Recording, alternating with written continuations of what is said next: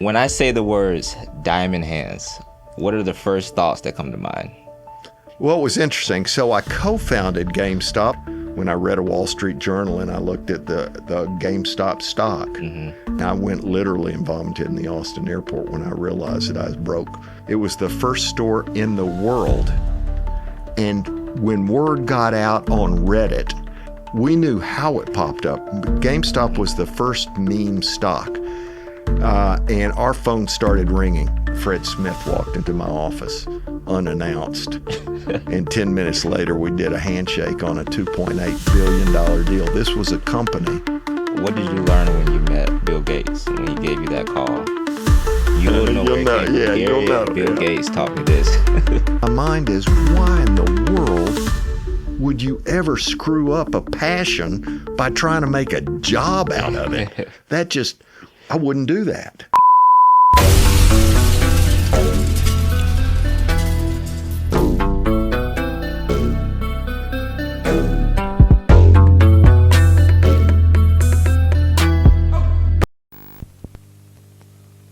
Hi, I'm Gary Kusin, and welcome to the Test Kitchen Podcast. A little snippet of my background. I was a co-founder of GameStop.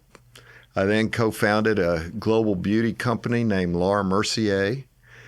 I'm the guy that took Kinko's after that, took Kinko's, turned it around to an enormous success and sold to FedEx to become FedEx Office, sold for $2.8 billion. And then moved into the world of private equity and spent 13 years with TPG to round out my career. Welcome, everybody. Hey, Gary, how are you? I am doing great tonight. How are you doing? I'm doing pretty good. Even better now that you're here. Thank you for coming on the podcast. Well, you are very welcome. Love your logo, by the way. I love the name. That's good. That's good stuff. Yeah, it started as a test, and now we're just rolling with the episodes. But this episode right here is definitely very special. I'm a little bit starstruck right now. Oh, don't be. I got 4 kids and a wife who could explain to you exactly why not to be. I'm sure they all can, especially the kids. I can imagine. Yeah. So let's just kick it off hot. Before I dive in, I must say, when I say the words diamond hands, what are the first thoughts that come to mind? Well, I guess it would be someone who makes things that end up being valuable. All right. I asked that because, of course, we all remember the whole GameStop saga a few years ago. How was that from your side?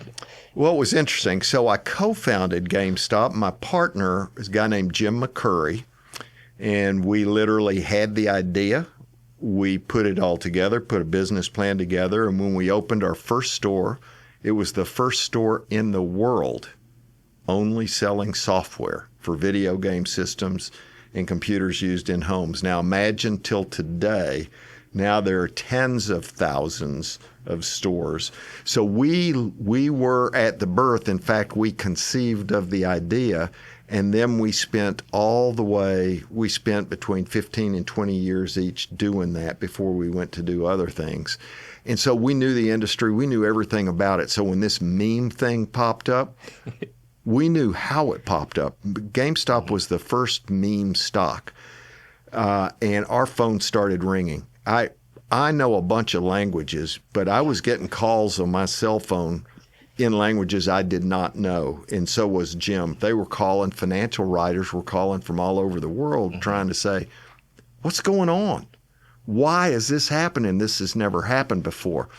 And the reason it happened, and Jim and I decided we weren't going to tell anybody. We're going to let them figure it out on their own if they could. The reason it happened is that GameStop, everyone talks about wanting their companies to be part of the fabric, to have a brand that everyone loves. GameStop was the first and really one of a handful that actually became that. And what I mean is we have customers who walked in our stores, our first stores, when they were 12, 13, and 14 years old. Video games became the fabric of their lives through their 20s, through their 30s, and some of them even into their 40s, and they mark time. Our customers marked time by when did the first John Madden football come out. Or you could pick your poison as far as video games. They all remember their mothers taking them to GameStop on a Friday night at midnight in the middle of the winter because midnight was when the new release could sell. And so everyone was tied emotionally to the brand and to the experience. And by the way, as adults, they became the first people to use Reddit.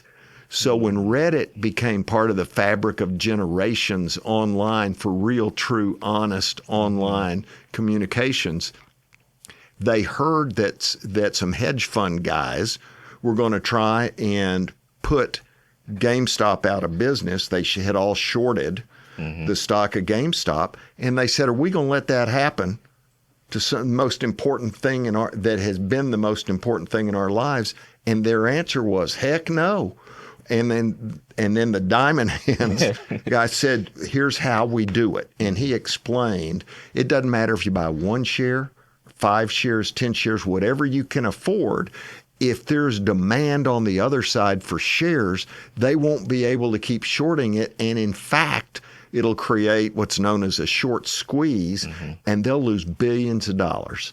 And when word got out on Reddit, among the people who built GameStop, and when I say who built it, it was the customers who were so brand loyal, so offended by the hedge fund guys, they made it happen. They were no one could believe that people could be that loyal and be willing to spend that kind of money buying stock and putting it all on the line for a company they loved. And we knew, Jim and I knew, and we wouldn't tell anybody just because we wouldn't. I wrote this book called Always Learning, which is, I put all the background of that in the book because I wanted to, and Jim and I talked about it and agreed, I wanted the truth to be out there on why it happened, what happened, and how it happened. I see.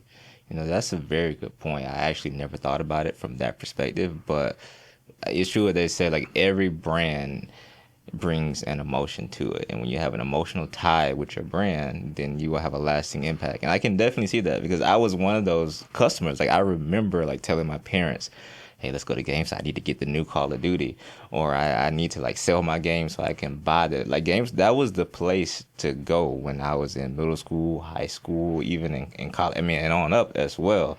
So now that you like kind of arrange the story and from that perspective, I'm like, yeah, that actually makes a lot of sense. And it made some of our early customers, best customers, actually reached out and found me, and I added McCurry, my partner, to the emails that they're now mid-40s, and they gave me their nickname. "Hey, this is Big Dave." Like we had this guy, Big Dave, and when we only had 7 stores in Dallas, and Big Dave, if he didn't find out first what are the new games coming out from Atari in the next week, well, he was mad if something came out and he didn't already know about it because we hadn't called him. And we had forgotten about him, and we all kind of cried about it. I mean, it was a very emotional email reunion. But it was that bond. It was that bond. Right. Wow, that's amazing. So for you, how did it all start? You were originally born and raised in Texas. Am I correct on that? Texarkana, Texas. All right. So how was that journey? Were you into games as a child? No, I was not. And that's actually something I like talking about because I worry.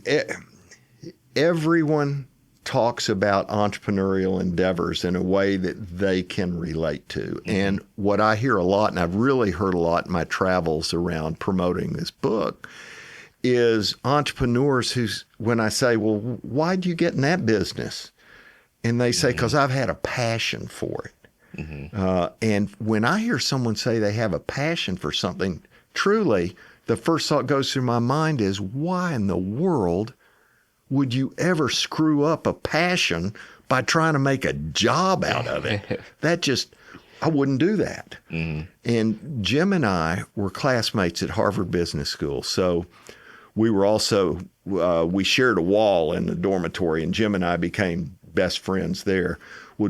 And we were great bookends. He finished number one in the class, and I finished last in the class. So it was on average, you get average. Perfect match. And what happened was, to kind of peel it back, the truth is we probably had two people as well. Jim became a partner at Bain Consulting, one of the world's largest today consulting firms. And his clients, he moved to the Silicon Valley, and his clients were the earliest publishers of video games. So he had a front row seat with Activision, Electronic Arts, Atari. He saw what was going to happen with video game systems and software while I was in the department store business. The difference, when you finish number one in the class, you get to have any job you want to have. And he wanted to be in consulting. When you finish last in the class, you kind of don't know what the heck you want to do. But I was chasing this woman. I just bound and determined to make her love me and want to get married. And I asked her if she could live wherever she wanted to live. Where would she want to live? And she said, well, San Francisco. Okay. So I went to the placement office, and I found there were 3 department stores in San Francisco who were recruiting. So I ended up with a job in a department store in San Francisco. So then I proposed to her and said, no, by the way, got a job in San Francisco, and we could go live there. Okay. And I sealed that deal. So but I ended up being in the department store business. And what I learned in the early years in the department store business was department stores were going to die. And what was going to replace them were specialty stores, because I could watch every good business we had in the department store. All of a sudden, a store would open called The Gap, and they would sell jeans. And all of a sudden, our jean business would go away. Or they'd sell women's intimate apparel, call themselves Victoria's Secret, and our intimate apparel business. And so I tried to convince all the owners of this big, which is today called Macy's. I said, guys, we're a dinosaur lumbering into the swamp, man. We got to get into a specialty store business. So I was very passionate about, in any category of consumer goods that becomes big, the most important channel will become specialty stores. And I could go back, and Jim came through Dallas when he was with Bain. He said, I got to talk with you about, you're not going to believe what's going on in Silicon Valley. You ever heard of a video game system? And I said, video game system? No, I've heard of arcade machines. He said, we got to sit down. I got to tell you what's going on. So he's pushing on an open door, because he showed me literally penetration curves of black and white TVs, of color TVs, of hi-fi record players to stereo systems, to VCRs, to beta. Every one of them had an installed base of hardware, and every one of them, as soon as stereos started going up in the mid-1950s, started this hockey stick. All of a sudden, music emerged. You had Buddy Holly, because they were making records that people could buy to put on the record player, because there weren't records until there were record players. Right. And I looked at all that history over decades of new electronics coming out with each one having better power and more capabilities. And as soon as they penetrated, software would emerge. Think about records are software. Yeah. In anything on TV, the shows that you watch are software. The box, the cable box. Everything that people interact with, whether it's music, television, and into gaming, the software came right behind it, and it always started selling in a big box like Sears Roebuck or Toys R Us. But sooner or later, so I said, Jim, stop. Let me tell you what's going to happen with software. So we had a real expert in what was about to happen with video gaming, and me, who was a real expert about specialty stores, the coming importance of specialty stores. And by the time we had dinner, we were halfway through a bottle of scotch at my kitchen table. Because we were solving problems of the world. We were trying to come up with a name for the company then before we even got through with dinner, and we knew there is no way, if video game systems emerged that software wouldn't be right behind it, and we decided we should take a first mover advantage. And I said, Jim, you quit your job at Bain, and I'll quit my job in the department store business, and together we're going to start a company, and it's going to be a software-only store, and it's going to sell only video games and software for computers used in the home. And that's where we went.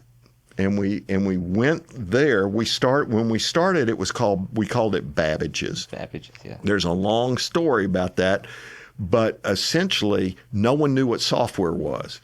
What people thought software, if you said software to someone, they thought you were talking about women's underwear. That was the only software that was out there. So we looked for a name that we could give historical credence to what we were doing, and a guy named Charles Babbage was a Victorian entrepreneur and engineer in Victorian England and developed things like cow catchers on the front of trains and stuff like that. But he also invented what's called the difference engine, which was the precursor to computers. And sure enough, as he developed this difference engine, his girlfriend was called Lady Lovelace, Lady Ada Lovelace. And it was punch card driven. That's the software for the hardware. And that was in 1860. And it became the precursor to the first computers that came, especially during the war effort in World War II. And in fact, the first software the U.S. government made for the big computers in the war effort in World War II, that software was called the Ada software for Lady Ada Lovelace. We couldn't call the company Lovelace because that was when what's-her-name Lovelace was big in the movies. Linda Lovelace, y'all wouldn't remember that name, but we couldn't use that name. Yeah, we couldn't use that name. So we decided to use Babbage's. Now you fast forward when we bought Software Etc. stores. They were Software Etc. And they said one deal, once we agreed on a price, they said, we ain't going to be called Babbage's. And we said, that's good because we're not going to be called Software Etc. So we agreed we'd start a new name, put them over the combined company. So the combined company had 750 stores. And we came up with GameStop because there was originally a store called Bookstop, which was by a guy named Hoover, Gary Hoover in Austin, Texas, and Barnes & Noble had bought them. Well, Barnes & Noble also owned Software Etc. stores. So the owner of Barnes & Noble said, well, gosh, Bookstop was a good name. Why don't we call these stores GameStop? And that's how GameStop got its name. And then from there, we grew it to 10,000 stores and $10 billion in revenues. And it's on some hard times right now, but every single category in electronics, sooner or later, look at Blockbuster.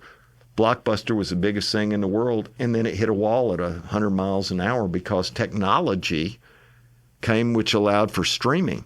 And you're not going to go into a Blockbuster and get an old VHS game. And they had a chance to buy Netflix, I think, in the early days, and they turned that down. So anyway, did you ever think that GameStop would become as big as it was? I mean, when you told Jim to quit his job, was that ever in your mind that this is going to be huge? No, it was not in my mind that it wouldn't become huge. I mean, I didn't know how big was. You wouldn't, if you told me, yeah, well, imagine 10,000 stores and $10 billion in revenue, I'd have laughed at you for sure. But I knew we were going to be important, and I knew we were getting first mover advantage because I'm telling you, software, people did not know what it was. So all of a sudden, we're selling, 1,000 flight simulators a month for Microsoft. Well, that seemed to be a lot back then. And then next thing you know, we're selling 1,000 a week. And then next thing you know, we're selling 1,000 a day of products like that. And then because we were leaner and meaner, we got products first. Walmart was such a behemoth. It couldn't move as fast as we could move. And so we did everything you have to do as we opened at midnight to let people come in with their families come in to get the excitement around the launch of a new game. That kind of stuff. When you have a relationship with your customer so you know what they want and they know what you can do, that's just it was great. Right. I can definitely see that. I mean, with Blockbuster, you couldn't really do that. You had to drop it off in a little drop-off box. But when you went to GameStop, it was a whole interact. Even like as a middle schooler, like I felt like I was a part of it because it's almost like I'm bartering too. I'm like, hey, I got this game for this much. Can you give me that? And like you just want to keep coming back because it's an experience. And you know what was really cool? People who didn't love video games wouldn't even apply for a job, and we needed people. Mm-hmm. And so it just happened to work that people that loved video games got the jobs in the stores. So they were they wait all day for someone to come in and ask them some esoteric question about some game so they can show them how. Oh, I know how to do that. Let me explain it to you. Right. Yeah, they would definitely give you the cheat code sometimes when you ask for it. So that. If I go back to thinking about how you came up with the concept, I think that's a very important topic in entrepreneurship because, like you said, most people, they want to go after their passions, and you kind of turn it upside down. Like, my passion is going to stay fun. I don't need to turn a job into it. But to come up with the idea requires a ton of, like, I don't know if I would call it intuition or pattern recognition to be able to look at a market and say, here's where it's going. Do you have any principles that you use to kind of form that train of thought? Oh, yeah. You said something that is really, really important that I started recognizing 20 years into my career, and that's this idea of pattern recognition. You make it when you're running your career, it's like laps on a track. Mm-hmm. And you're learning early in your career, you're kind of learning everything you can learn, including how do I run faster, how do I run smarter, how do I do it more efficiently. But after you've been doing that for 10, 15, 20 years, all of a sudden you realize, wait a second, I've seen this before. And when you can start harnessing the power of pattern recognition, you get a leg up on everybody. Mm-hmm. And I learned that in the private equity part of my career. I'd already done a big GameStop deal. I'd done a big Laura Mercier global brand, same big brand distribution all over the world. And I had turned around, Kinko's had in the 12 months before I started at Kinko, big copy shop chain, we had 1,200 stores at the time. It had lost $11 million in the year before I started. Mm-hmm. In the first year that I was there in the saddle, we had $120 million of EBITDA. So it went from minus 11 to plus 120 million in 1 year.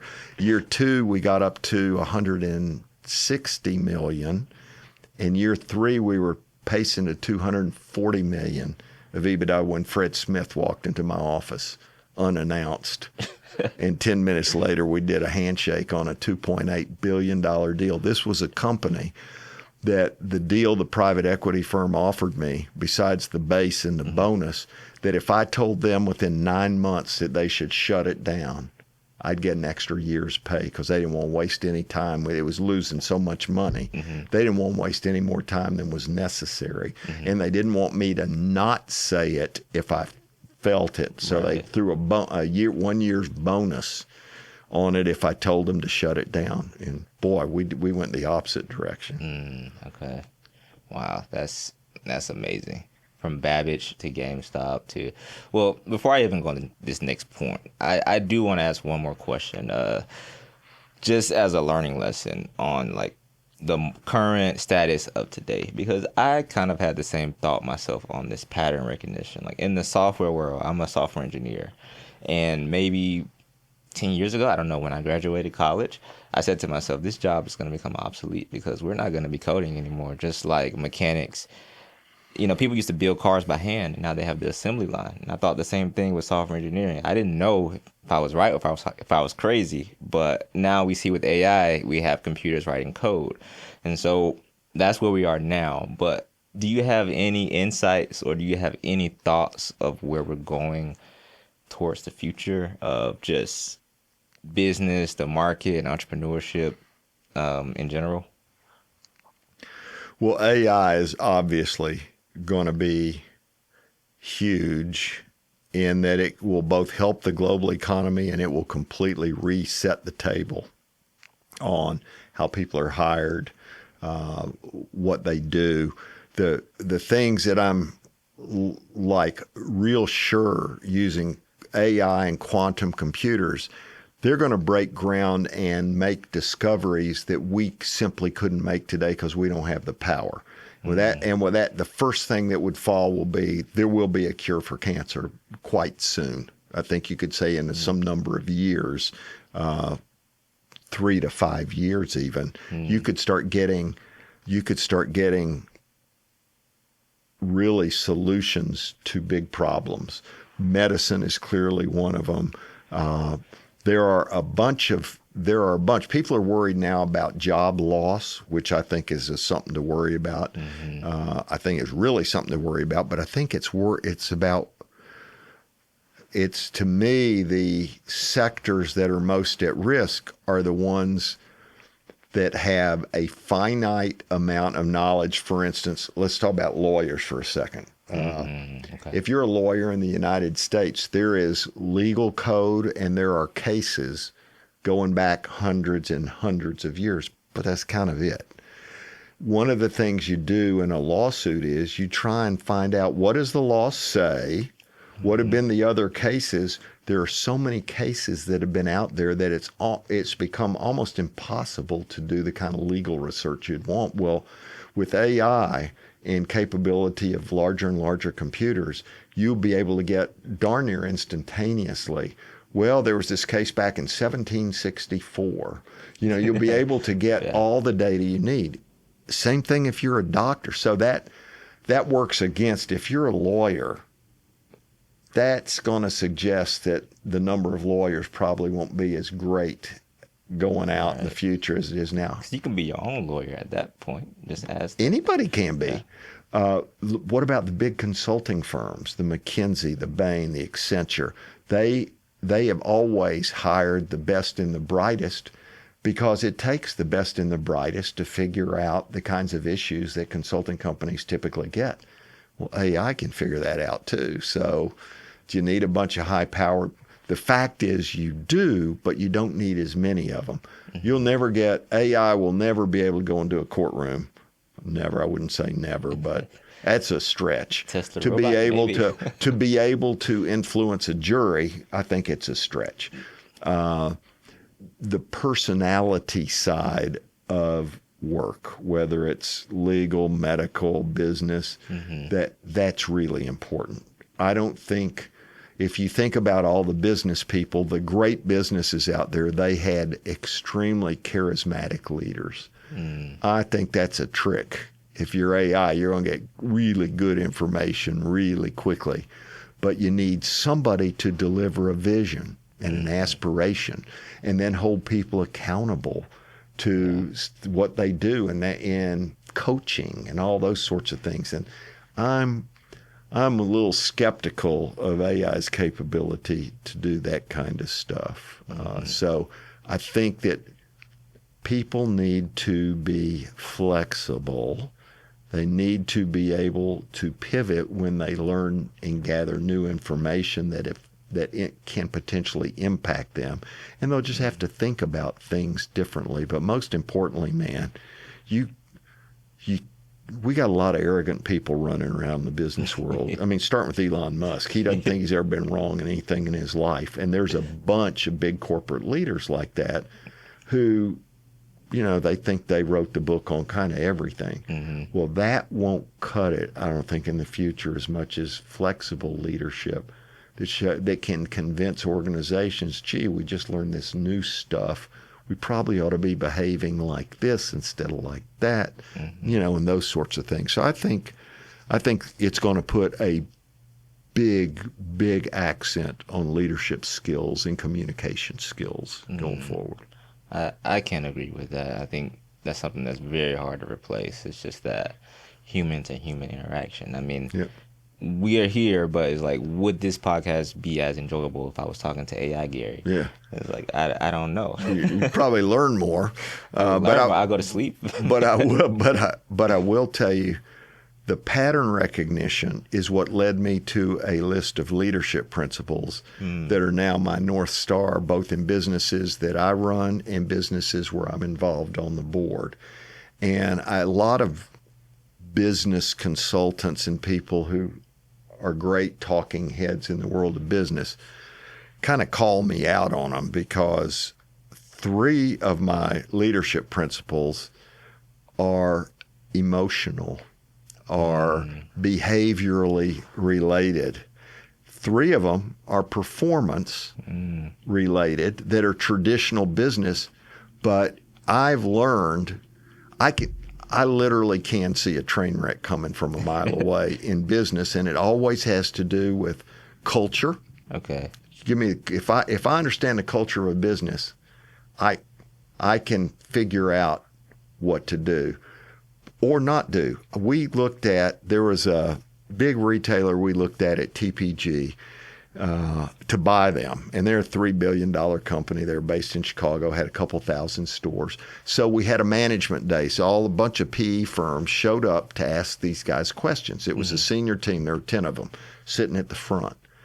And when we left, at the end of the day, I asked our team, there were 5 on my team on the team I was part of from TPG. And I said, well, what do you guys think? Oh, man, this is a great company. And if you looked at the numbers, it was. But I seemed to be the only guy that noticed the senior team hated each other. If you were talking, I'd be sitting there going like, I'd be rolling my eyes. I'd have my arms crossed. I'd kind of turn this way. And I've noticed that's pattern recognition. When you see, you don't have to be trying to buy or sell a company. You can sit in a conference room at work with 6 of you and a small company, and you can tell if they're paying attention or not, if they care or not. Right. And those are cultural things. So my leadership principles, the business ones, start with accountability. Okay. You want me to run through them real quick? Yeah.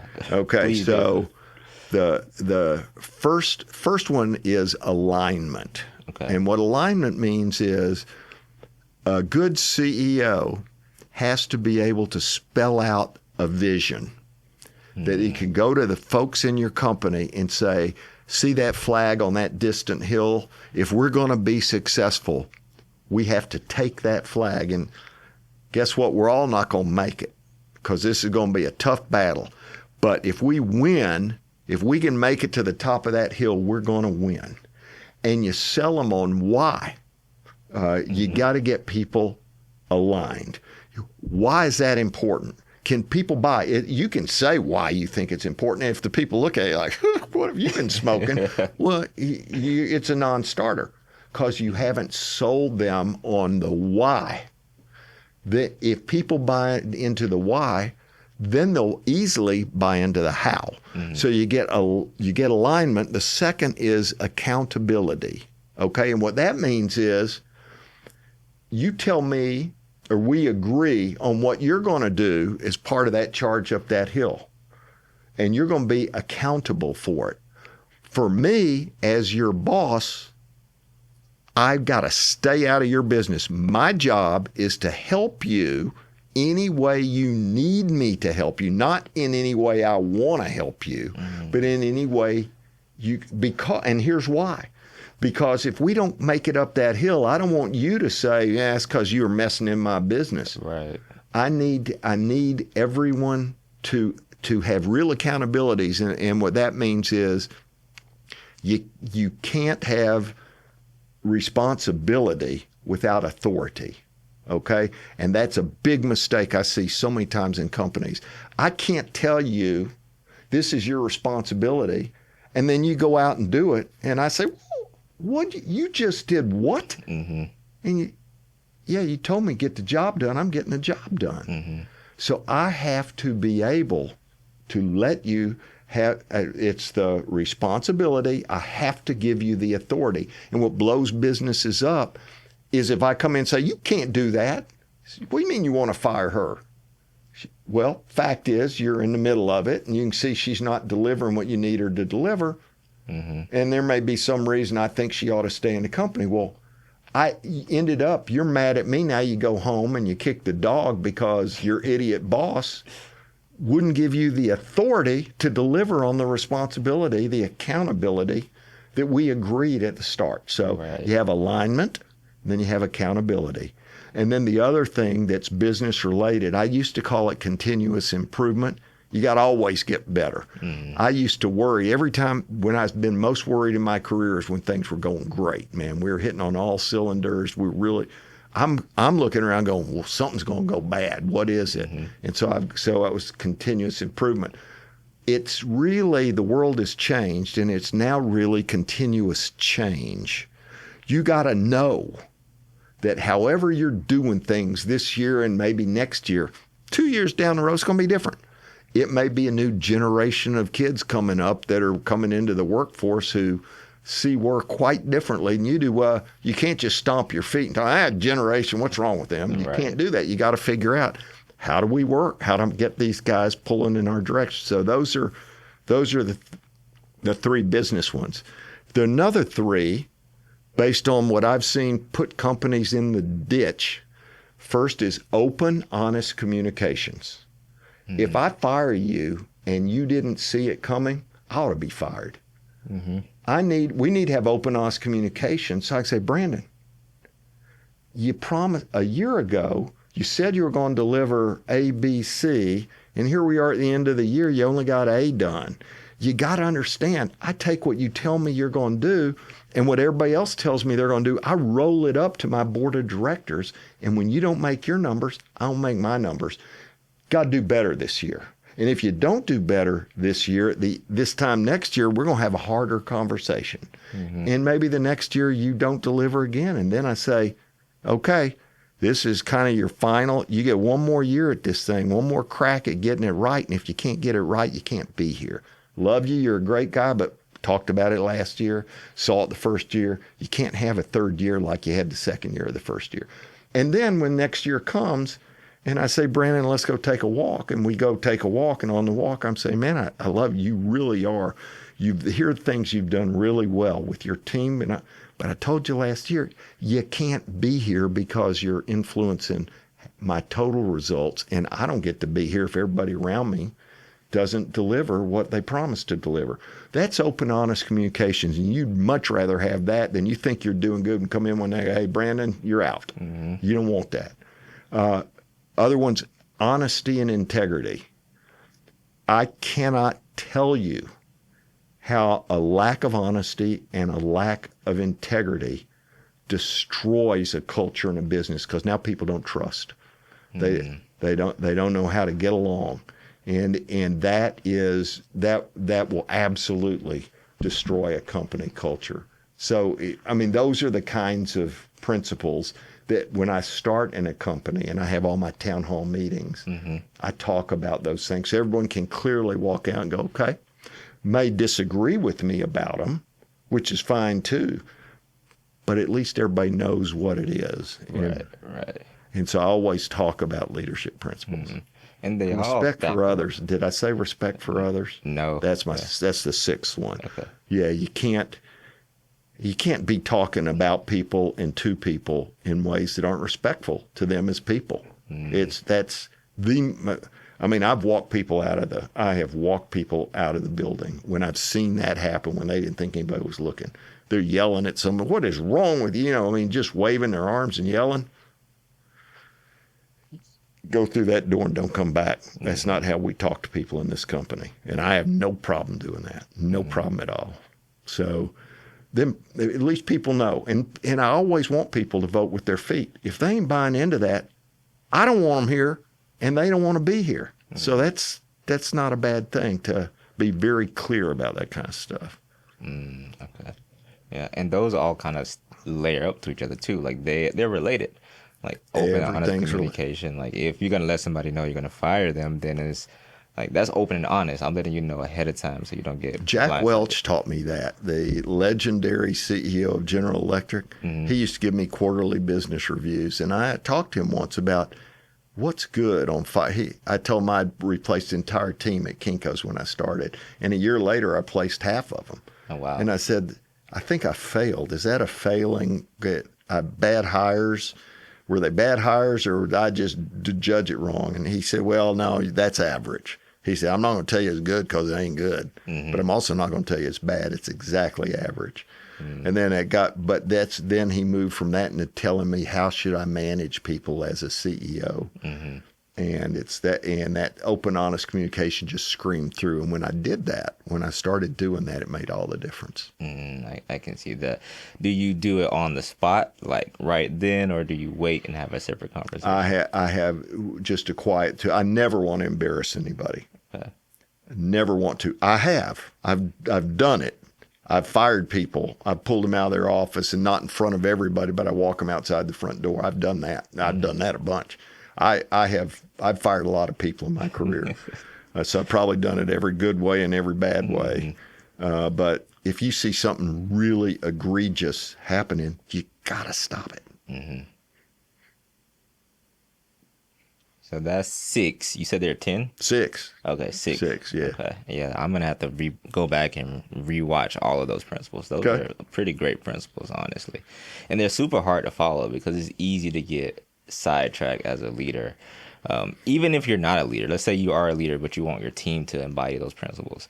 How do you give them the responsibility to say, hey, you follow these as well, even if you're not a leader? And if you do, then how?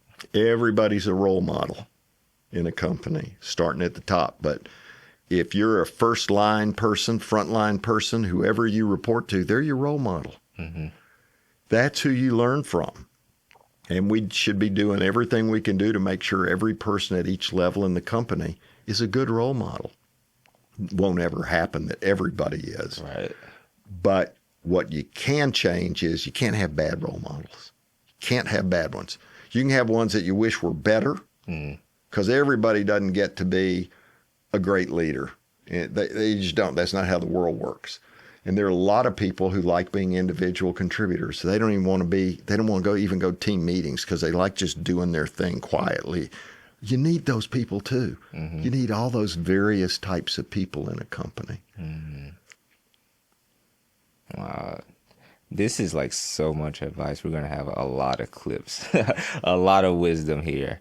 If you had to describe your journey right now in one word, what would it be? Well, it would kind of be past tense. I am through my organized business career. I now have family businesses, and I have 11 grandchildren. And for me, at my age, for my last chapters, I want to be able to have meaningful conversations with my 11 grandkids as they grow up. I want to be able to be a role model to them. I want to know them up front and meet them where they are instead of where I am. So I'm focusing more as I go into the fourth quarter of my life. I'm focusing more on giving back. That's why I wrote that book. I go into great detail on everything, the good, the bad, and the ugly. I go into when all of a sudden I figured out I was broke, which wasn't a good feeling in my mid-40s.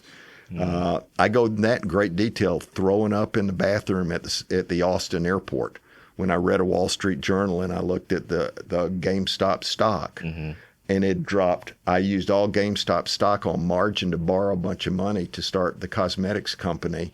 And GameStop hit a trough and went under. My stock was worth less than I had borrowed, and the bank could have called the whole thing. Oh, wow. And so, I went literally and vomited in the Austin airport when I realized that I was broke. For me, I want to pay it forward. I want to, every lesson I've learned, if it can be important to someone else, I want it to be important. And the only way that can happen is we talk here, Test Kitchen Podcast, I write a book, I've written essays, I've just stuff like that.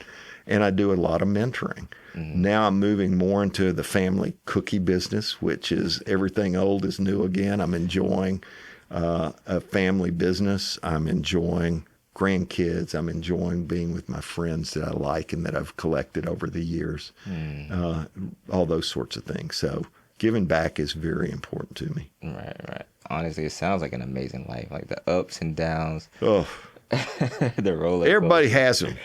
And the difference is there's a lot of people out there that had them and they don't act like they had them, or they don't want to talk about those. Well, I think those are where the most important lessons come from.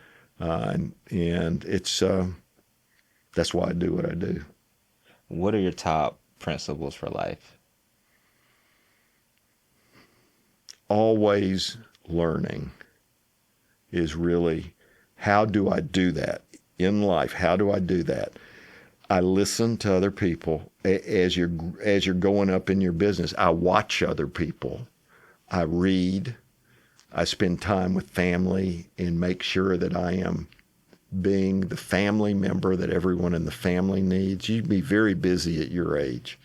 Very busy building your career, building a family, building whatever you're building, hobbies, whatever it is, you're in the building part of your career, and not everything's going to work right. Mm-hmm. And in fact, most things don't work how you thought they were going to work. It's just how fast you deal with them. And so everyone's different ages, different stages, and I realize that. And I'm appreciating it more and more as I get older. I've had a lot of incredibly interesting times in my life. And the thing I'm probably most proud of is I think I learned from all of them. I learned from the bad as well as the good. I had one of the worst bosses, human beings I've ever been around. I learned so much from him. He's bipolar, and he would throw stuff.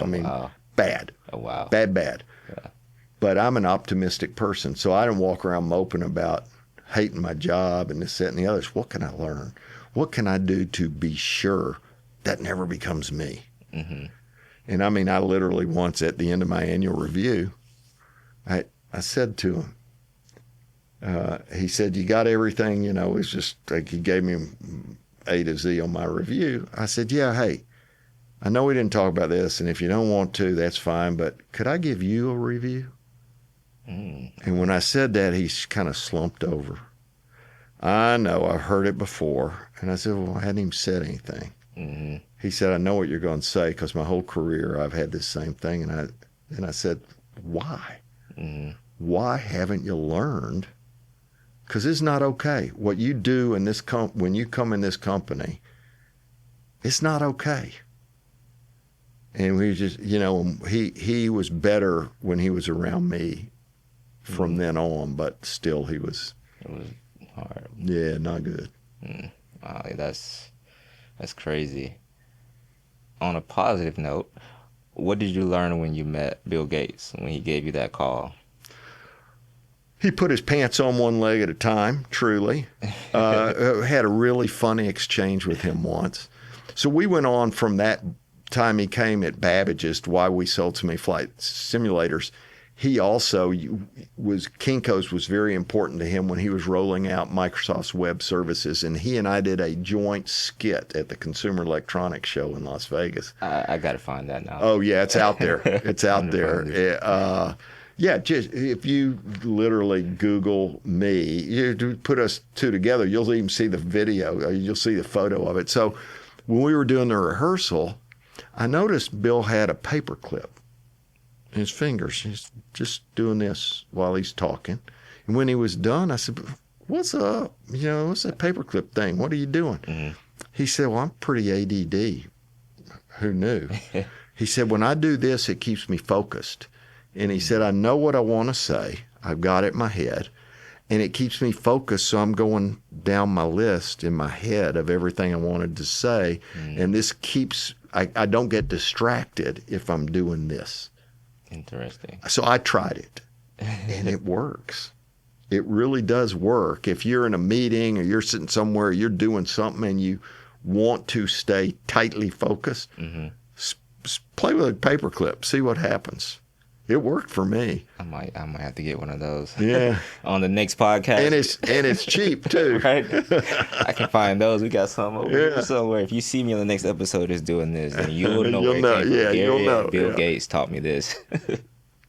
That's amazing. So I think we're about at time on this podcast. Honestly, I have so many questions, and you kind of answered half of the ones that I put on this list, like just through talking, which was great. We might have to have a part 2. I was on my 35-minute plan. The 35 You told me it was 35 minutes, so I was just trying to punch it in. It's better to go deep in a few things than if we were scatter shooting for an hour. That'd be a very different conversation. I bet. Honestly, we probably should have, because I have 100 more questions now. Why don't you see how this goes down with your listeners? Yeah. And I'm happy to come back. But frankly, you got to talk to Jill. I mean, really, at some point. And Randy is an unbelievable entrepreneur. He is also, he just scary smart. He's articulate as he can be. And there's nothing that hasn't happened to him or he's done in his life. And he's had some great successes, some big disasters. And all he's wanted to do, this At Last boarding is what he's doing for kids in south of Dallas is unbelievable. He's given them access to educations like an Ivy League education. I'm talking about first, second, third, fourth graders. Oh, wow. He can explain his concept to you. You want to meet him. Okay. He and Jill, while married, they have very different lives. And she goes by Jill Lewis, and he's Randy Bowman. Okay. Jill Lewis was her maiden name. Jill Lewis and Randy Bowman. Okay, yeah. So you guys have something to look forward to if we can make it happen. But thank you for coming on the show. Thank you for taking time out of your schedule away from the 11 grandkids. They're so much fun. I bet. But if there's anything you want the world to know, then please tell us. Or tell them. I've spent the last 35 minutes on it. I think. I think that's good. Don't want to wear out my welcome. Right? Nope. Have your listeners start yawning. I don't think so. Well, Gary, thank you for coming on, and looking forward to watching this podcast again and hanging out with you. Terrific. And you let me know when it's on, so. Oh, yeah, for sure.